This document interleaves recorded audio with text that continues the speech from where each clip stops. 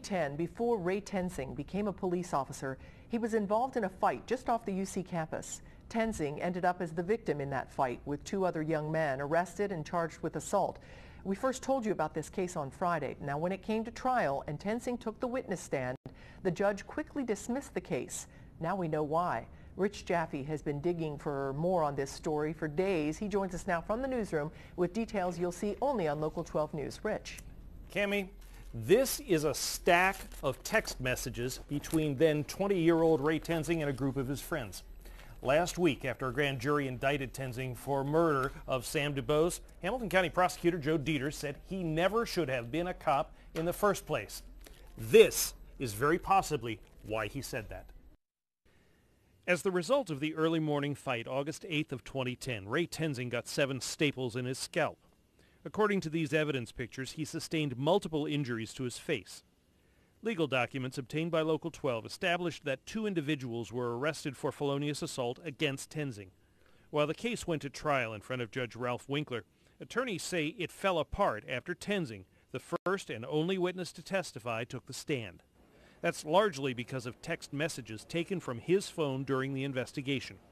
After Tenzing was cross-examined by defense attorneys about those comments, the judge agreed to dismiss the entire case. Attorney Jay Clark obtained the messages through discovery and identified them for us.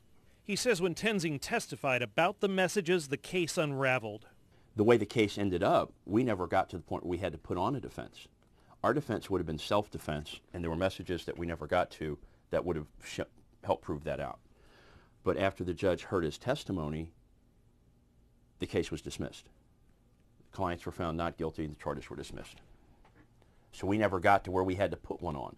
So in the big scheme, these were critical because it undermined his credibility to the point that we didn't even have to put on a defense. The judge didn't believe him. Tenzing at this time was applying for jobs at various police departments, and in those messages, he says he's conducting his own investigation. In one of the text messages, he even says, "Yeah, I don't care how long it takes, but if they don't catch them, I'm going to do it by myself." Another text message from August 17th says, "I gave the detective my case file on all the suspects tonight." And it's clear that he is extremely aggressive and would, at least in his comments, not hesitate to be aggressive. And that fit with what our clients told us. And I think he came across kind of as a bully. While most of the messages are casual conversation, at issue were comments like, "The afternoon of the attack, a friend of Tenzing sent him a message using racial slurs asking were they, the people who attacked him, African Americans or homosexuals. Tenzing replies with the slang term for homosexuals. The following day, he tells another friend, "I wish I would have had my gun on me. Somebody would have left in a effing body bag." And again 6 days later, he texts another friend saying, "I wish I had Mrs. 9 on me. Somebody wouldn't have been getting up off the sidewalk then." I think he came across as arrogant.